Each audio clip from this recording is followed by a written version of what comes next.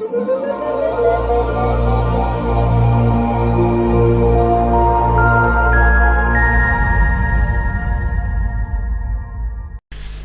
video is about understanding plyometrics and how to use the technology of plyometrics to increase your vertical jump and increase your quickness. Most people are doing plyometrics incorrectly. Why is it that they don't understand the correct way to do it?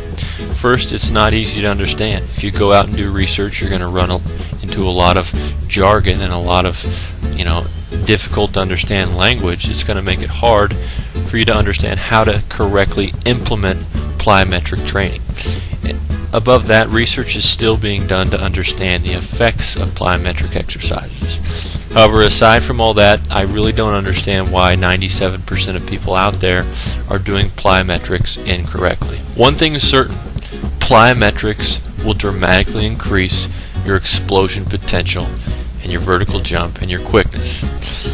One thing's also sure is that research has proven that plyos mixed with resistance training produces optimal results.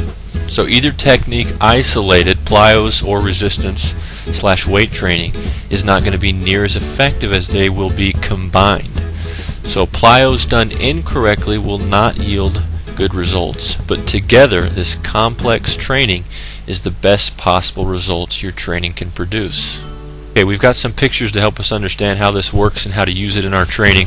By the end of this, you should have a clear idea of how to improve your training. Excuse my depictions of the leg, I know they're not the best. This is the thigh, this is the calf, and this is the foot. And this is what we're going to be using throughout this little tutorial. Now if you'll notice, when it extends, this is what makes you jump. When your calf, your thigh, when it all extends, your skeletal system extends, that's when you're going to be exploding upwards. Here's what you need to know about your muscles and your bones. Your muscles are not rubber bands, but your muscles do have elastic qualities.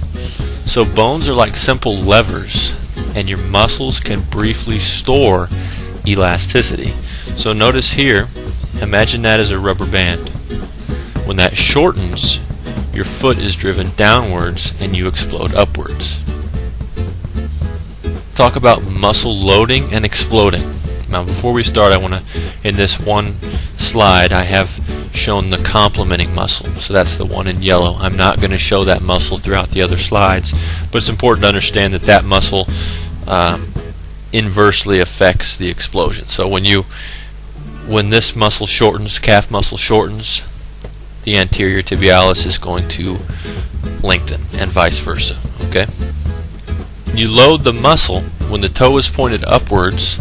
This muscle is stretched and lengthened, and there's elastic tension there. And when you contract this muscle or shorten it, and it points the toe downwards, then there's a snap back, and the elastic quality is used. You can see the animation here. This load and explode process is not only taking place in the calf and foot, it's taking place all over the body. And so correct plyometrics use this load and explode process to maximize the effect of the technique. One other variable, it's load, amortization, and explode.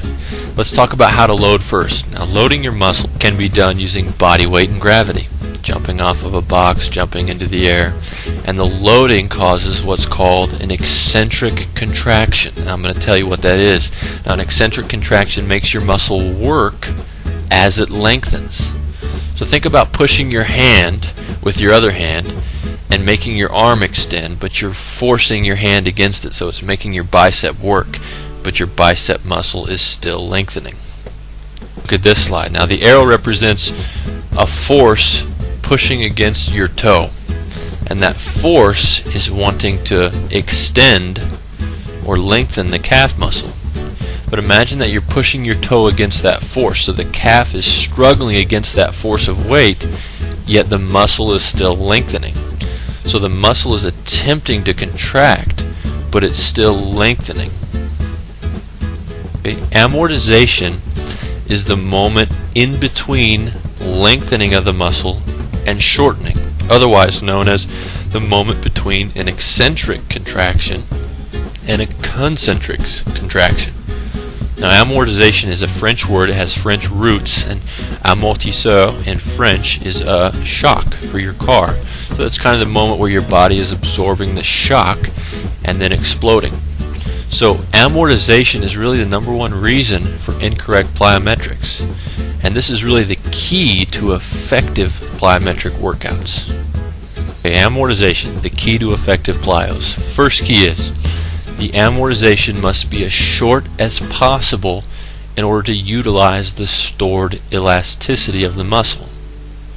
So that elasticity, that is the tension of the Lincoln muscle, is not going to stay there for a very long time and must be released as soon as possible. So the second key is that the amortization must be followed by an intense contraction to reap full benefit of the neurological conditioning. You see, when that snap back of the elasticity is combined with the contraction, your muscle is now having more stress on it, which is a good thing, and is moving faster than it could if it was just being contracted alone. A lot of common errors with amortization. Pacing, or too many reps. Now when you pace the exercise, you're going to lower the intensity, and consequently you're going to lower or even eliminate the effectiveness of the drill. Some people put an extra bounce in there. I've seen so-called gurus showing how to do plyometric exercises, but instead of load, amortization, explode, it ends up being more load, little tiny hop, then explode, and that's not going to be effective. Here's what your leg looks like before the loading process. Now as the ground hits it, your muscle loads and struggles against the force of the ground against the muscle.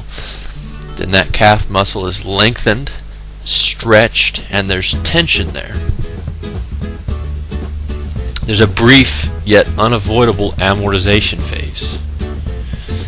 And then there's a snap back, a shortening contraction of the muscle, and that elastic quality is put into play.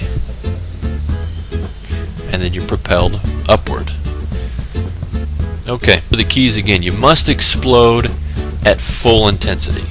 You've loaded it, there's going to be that unavoidable amortization phase, and then you must explode at full intensity. The explosion combined with the release or the snapback of the stored elasticity allows your muscles to train in a quicker environment than it could possibly train in. So that contraction being initiated while the muscle is loading or lengthening, it puts additional stress on the muscle.